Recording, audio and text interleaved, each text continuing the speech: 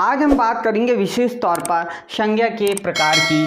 संज्ञा जो है इसके कितने प्रकार हैं, संज्ञा के प्रकार, और जो प्रकार है इसका यदि हम जवाब पूछेंगे तो आप बताएंगे संज्ञा के 3 प्रकार हैं और कुछ बोलेंगे 5 प्रकार हैं। अब कौन से है 3 प्रकार या 5 प्रकार और सही क्या है, इस पर हम आज चर्चा करने वाले हैं और साथ में संज्ञा के प्रकारों को हम एक एक करके आपको समझाएंगे। सबसे पहले हम बात करते हैं मूल आधार पर। यदि हम बात करेंगे कि मूल आधार पर, मूल आधार पर संज्ञा जो है तो यह 2 प्रकार की होती है। मूल आधार पर सिर्फ 2 प्रकार में ही बांटा गया है और ये 2 प्रकार जो होते हैं वो पहला है यथार्थवाचक, यथार्थवाचक, और दूसरा जो प्रकार है वह है भाववाचक। अब नाम से कैसे स्पष्ट हो गया, यथार्थ यानी जो वस्तु यथार्थ में है उसे यथार्थ कहेंगे, और भाव है, भावना है, महसूस कर सकते हो, वो भाववाचक। अब यहाँ पे इनके अंतर्गत सब वो 5 प्रकार या 3 प्रकार जो हैं उन पे भी हम चर्चा करेंगे। लेकिन उन्हें तो पहली बार ये यथार्थवाचक पहली बार ही सुना होगा कि मूल आधार पर संज्ञा को 2 प्रकार में बांटा गया है, यथार्थवाचक और भाववाचक में। देखिए यथार्थवाचक जो संज्ञा है, इस यथार्थवाचक में पहला रूप में हम देखते हैं व्यक्तिवाचक। व्यक्तिवाचक जो आपने पहले से पढ़ा हुआ है, व्यक्तिवाचक भी हम समझेंगे कि क्या है व्यक्तिवाचक। दूसरा हम देखते हैं इसमें जातिवाचक, जातिवाचक, यहाँ पे जातिवाचक भी समझाएंगे आपको। तीसरा यहाँ पे आप देखिए जो यथार्थवाचक है इसे कितने रूपों में बांटा गया है, व्यक्तिवाचक, जातिवाचक और द्रव्यवाचक में, और इसके बाद में आएगा चौथा नंबर समूहवाचक में, समूहवाचक या फिर यहाँ पे समुदायवाचक भी कहते हैं। और जो 5वां इसमें भाववाचक में स्वयं ही एक संज्ञा है, ये भाववाचक संज्ञा के नाम से जाना जाता है। यथार्थवाचक, यथार्थ का अर्थ होता है जो दृश्य है, दृश्य है यानी दिखाई देता है, या मूर्त है जिसकी मूर्त होती है, जिसको हम देख सकते हैं। जैसे आप जानते हैं कि 2 भक्ति शाखा होती है, एक सगुण भक्ति शाखा और एक निर्गुण भक्ति शाखा। सगुण यानी जो दिखाई देती है, निर्गुण निराकार ईश्वर को मानते हैं। यदि हम आज कंप्यूटर की बात करें तो कंप्यूटर में भी आप जानते हैं हार्डवेयर और सॉफ्टवेयर। हार्डवेयर जिसे हम देख सकते हैं, छू सकते हैं, वो हार्डवेयर, और जिसे देख नहीं सकते, छू नहीं सकते, वो सॉफ्टवेयर। वैसे ही यहाँ पर जो यथार्थ है, दिखाई देता है, दृश्य है, मूर्त है, उनकी बात कर रहे हैं यहाँ पे, तो व्यक्तिवाचक, जातिवाचक, द्रव्यवाचक, समूहवाचक है। और यहाँ पे भाववाचक यानी जैसे सॉफ्टवेयर होता है वैसे भाववाचक, भावना को आप महसूस कर सकते हो, दिखाई नहीं देता, इसलिए यह क्या है, अदृश्य है, अदृश्य संज्ञा है या फिर अमूर्त संज्ञा कहलाएगी ये भाववाचक, जो दिखाई नहीं देगी। अब हम यहाँ पे बात करेंगे कि द्रव्य में सिर्फ पदार्थों की बात की जाएगी, जो पदार्थ है पदार्थों के संबंध में यहाँ पे बात की जाएगी, और समूह में जो समूह के रूप में होते हैं, गुच्छे के रूप में होते हैं, उनकी बात की जाएगी यहाँ पे। तो लीजिए हम सबसे पहले यहाँ पे बात करेंगे अर्थात व्यक्तिवाचक की, लेकिन उससे पहले हम बता देते हैं ये 5 प्रकार हुए। लेकिन इन आधुनिक जो वर्तमान में जो मान्यता है, उस मान्यता के आधार पर ये जो द्रव्यवाचक और समूहवाचक संज्ञा है, इस संज्ञा को जातिवाचक संज्ञा में ही समाहित कर दिया गया है, इसी में मिला दिया गया है। इस प्रकार यदि हम यहाँ पे लेते हैं तो एक हो गया व्यक्तिवाचक संज्ञा 1, और दूसरा जातिवाचक संज्ञा 2, और तीसरा यहाँ पे भाववाचक संज्ञा 3। इस प्रकार ये 3 संज्ञा हो जाती है। यदि प्रतियोगिता परीक्षा में यदि हम बात करते हैं तो संज्ञा के 3 प्रकार पूछा जाता है और वही सही माने जाते हैं। तो आपको समझ में आया होगा कि कौन सा सही है और कैसे विलोपित हुआ।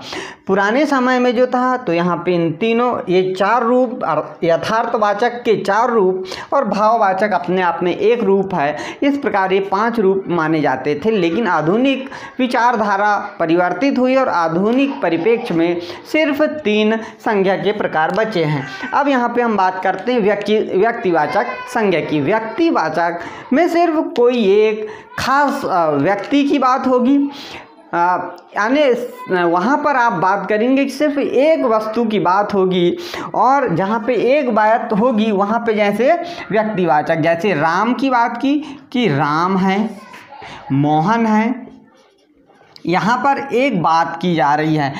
यहाँ पर हमने बोला गंगा नदी है, गंगा नदी है, यहाँ पर यमुना है, एक बात की जा रही है। किसी भी खास या एक बात होगी वहाँ पे व्यक्तिवाचक संज्ञा होगी। और इसमें दूसरा है जातिवाचक। जाति है यानी यहाँ पे अनेक हो जाएगा। जाति में यहाँ पर देखिए आप, हम खास तौर पे लिख देते हैं जाति, अर्थात यहाँ पे अनेक आ जाएगा। जहाँ पे अनेक बातें सम्मिलित की जाएगी वहाँ पर जातिवाचक हो जाएगी। अब थोड़ा सा यहाँ पे और भी खास तौर पे हम समझ लेते हैं। व्यक्ति और जाति का जो फ़र्क है बहुत ही छोटा है। जैसे हमने कहा कि नदी है, अब जो नदी शब्द है, ये नदी शब्द है तो नदी तो विभिन्न प्रकार की होती है, इसीलिए यहाँ पे अनेक बात आ गई है। नदी जो है अनेक होती है तो यह जो है वह जातिवाचक संज्ञा मानी जाएगी। लेकिन हम यहाँ पर बोलें कि नर्मदा नदी है, गंगा नदी है, यमुना नदी है, तो यहाँ पर एक खास नदी की बात हो रही है और खास होने के कारण यहाँ पर ये हो जाएगी व्यक्तिवाचक संज्ञा। लेकिन यदि नर्मदा नदी, यमुना नदी, गंगा नदी तो ये व्यक्तिवाचक है और सिर्फ नदी शब्द लिखा है क्योंकि नदी में अनेक प्रकार की नदियाँ होती है, इसीलिए यह जातिवाचक हो जाएगी। इसी प्रकार यदि हम गाय की बात करें तो जो गाय शब्द है यह शब्द जातिवाचक हो जाएगा गाय, क्योंकि गाय भी विभिन्न प्रकार की होती है। गाय देशी गाय, मुर्रा गाय, विदेशी गाय, काली गाय, इस प्रकार से यहाँ पर ये गाय शब्द जो है यह जातिवाचक हो जाएगा। और यदि यहाँ पर हमने काली गाय लिख दिया तो यह एक विशेष खास बात हो गई, इसका एक अलग विशेष महत्व हो गया, इसीलिए यह व्यक्तिवाचक हो जाएगी। दोनों में आपने बिल्कुल व्यक्तिवाचक और जातिवाचक में अंतर समझ लिया होगा। जाति की जहाँ बात आएगी वहाँ अनेक बात आएगी, अनेक की बात करेंगे, और व्यक्तिवाचक में सिर्फ एक विशेष पर्टिकुलर की किसी एक की बात करेंगे। खास होगा, कुछ विशेष होगा, उसमें वह व्यक्तिवाचक हो जाएगा। पर्वत कहा, पठार कहा, नदी कहा, समुद्र कहा, ये सब जातिवाचक हो जाएंगे। लेकिन वहाँ पे हिंद महासागर कहा तो हिंद महासागर एक खास एक ही होगा, उसकी एक अलग विशेषता होगी। हमने राम कहा तो राम सिर्फ एक थे और उनके चरित्र अलग हैं, उनकी एक अलग विशेषता है। राम नाम के तो कई व्यक्ति मिल जाएंगे, लेकिन जो राम थे वो एक विशेष व्यक्ति थे, इसलिए राम शब्द जो है व्यक्तिवाचक हो जाएगा। तो आपने जातिवाचक और व्यक्तिवाचक को समझा होगा। अब यहाँ पे देखते हैं हम द्रव्यवाचक। यहाँ पे पदार्थों की बात होगी, पदार्थ जैसे हीरा, सोना, चांदी, तांबा, ऐसे पदार्थों की यहाँ पे बात होगी। जिस स्थान पर पदार्थों की बात हो जाएगी वहाँ पर यहाँ पर हो जाएगा हमारा द्रव्यवाचक। हीरा, मोती, लोहा, ये सब पदार्थवाचक। और समूहवाचक की हम यहाँ बात करेंगे। समूह में जो चीज़ें होती है, जैसे आप समूहवाचक में कक्षा जो है ये समूह, क्योंकि बच्चों का यहाँ पे झुंड है, समूह है। और सेना की बात करेंगे तो समूह हो जाएगा अंगूर का गुच्छा,